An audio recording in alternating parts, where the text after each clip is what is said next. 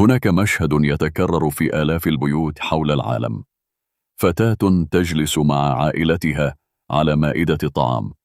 الجميع يتحدث، لكنها لا تتحدث. الجميع يضحك، لكنها تشعر بشيء غريب في داخلها. كلما حاولت أن تكون نفسها، قيل لها إنها حساسة أكثر من اللازم. كلما اعترضت على الظلم، قيل لها إنها متمردة. كلما وضعت حدودا، قيل لها إنها جاحدة. ومع مرور السنوات، تبدأ في ملاحظة أمر مرعب، أنها لا تعيش حياتها فعلا، بل تعيش نسخة مكررة من حياة سبقتها بعقود. فتسأل نفسها السؤال الذي غير حياة ملايين النساء: هل أنا حقا من أختار؟ أم أنني أنفذ برنامجا قديما زرع داخلي منذ الطفولة؟ وهنا تبدأ القصة الحقيقية، القصة التي جعلت علماء النفس والأعصاب يكتشفون أن بعض النساء اللواتي يبتعدن عن البيئات العائلية السامة لا يهربن من الحياة، بل قد يكون أول أفراد العائلة الذين يوقفون انتقال الألم من جيل إلى جيل.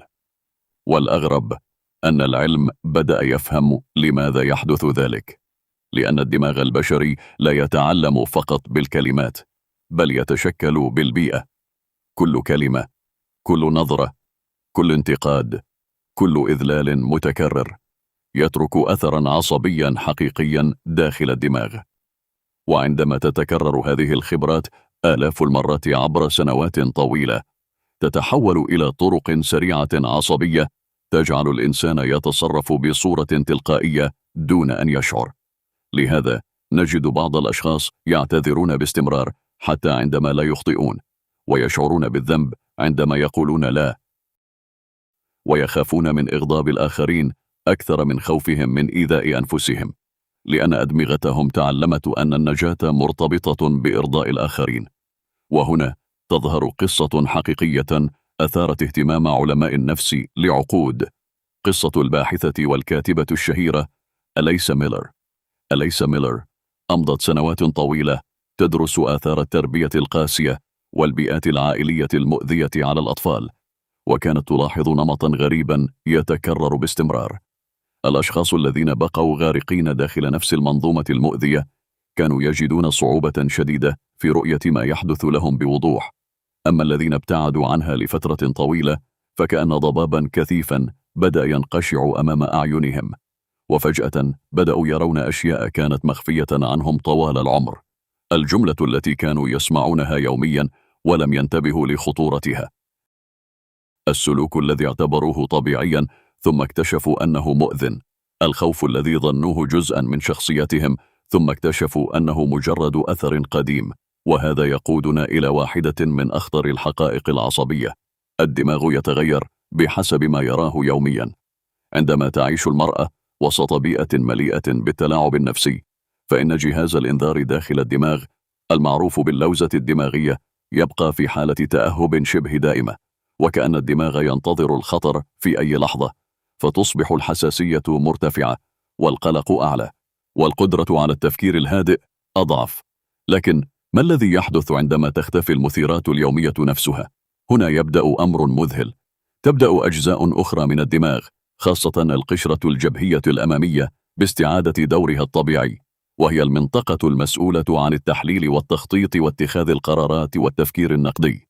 بمعنى أبسط، بدلا من أن يكون الدماغ منشغلا بالنجاة طوال الوقت، يصبح قادرا أخيرا على الفهم. وهنا تكتشف المرأة شيئا لم تكن تراه من قبل: أن بعض أفكارها ليست أفكارها، وأن بعض مخاوفها ليست مخاوفها، وأن بعض اختياراتها لم تكن اختياراتها أصلا، بل كانت امتدادا لقصص قديمة ورثتها دون أن تدري. وفي هذه اللحظة تحديدا أريد أن أسألك سؤالا مهما جدا: إذا اكتشفت اليوم أن فكرة أساسية تؤمن بها عن نفسك جاءت من بيئة قديمة وليست منك أنت، فما هي أول فكرة ستبدأ في مراجعتها؟ اكتب إجابتك في التعليقات، فقد تكون إجابة بسيطة لكنها تكشف الكثير. ولنواصل. من أشهر القصص التي درستها الأوساط النفسية قصة الكاتبة الأمريكية جينيت ماكردي. التي تحدثت لاحقا بصراحة عن تأثير البيئة العائلية المضطربة على هويتها ونفسيتها.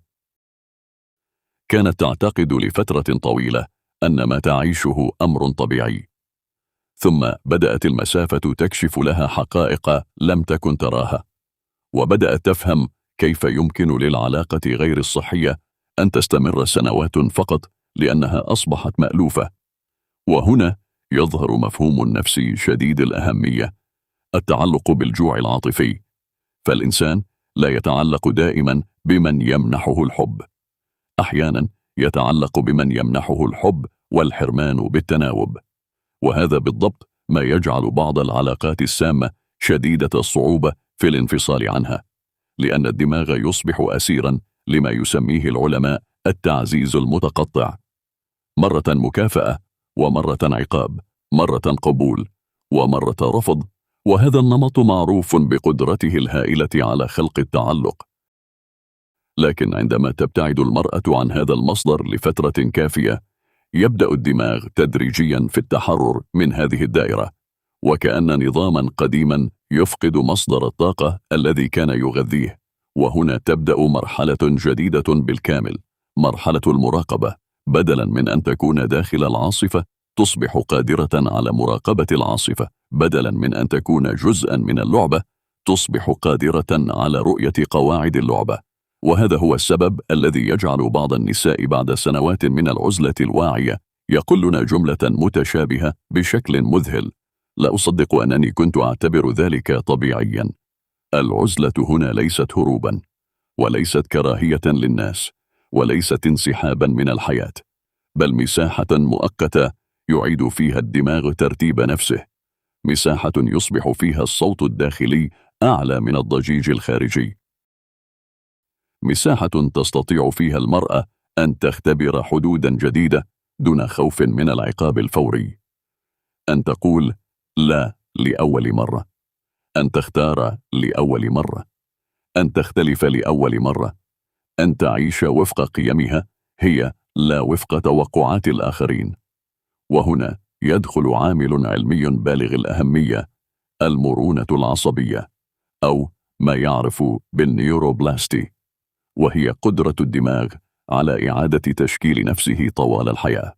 هذا يعني أن البرامج القديمة ليست قدرا محتوما، وأن الأنماط الموروثة ليست أحكاما أبدية، وأن الإنسان قادر على بناء مسارات جديدة مهما كان عمره. لكن هذه العملية تحتاج إلى شيء واحد غالبا ما يكون مفقودا داخل البيئات السامة: الهدوء، لأن الدماغ لا يعيد البناء بسهولة وهو تحت القصف المستمر. وفي النهاية ليست كل امرأة منعزلة امرأة متعافية، وليست كل امرأة اجتماعية أسيرة لبيئتها. لكن الدراسات والخبرات السريرية تكشف شيئا مهما جدا، أن بعض النساء اللواتي امتلكن شجاعة التوقف، وشجاعة الابتعاد، وشجاعة مواجهة أنفسهن في الصمت، أصبحن أول حلقة صحية في سلسلة كانت مليئة بالألم.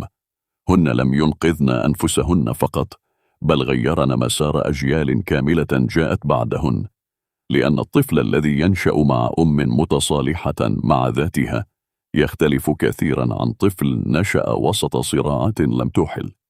ولهذا قد يبدو قرار الانسحاب المؤقت من الفوضى قرارا فرديا، لكنه أحيانا يكون القرار الذي يوقف انتقال المعاناة لعقود قادمة. وربما لهذا السبب لا تكون المرأة المنعزلة هي الأضعف كما يظن البعض، بل قد تكون المرأة التي أعادت تشغيل حياتها من الصفر قبل أن تورث أخطاء الماضي للمستقبل. قبل أن تغادر، هل تساءلت يوما لماذا يتحول صوت الثلاجة العادي في 4 عصرا إلى شيء لا يحتمل؟ الإجابة ليست في الثلاجة، بل في عقلك. سيظهر الآن أمامك على الشاشة فيديو بعنوان: لماذا يصبح صوت الثلاجة لا يطاق في 4 عصرا؟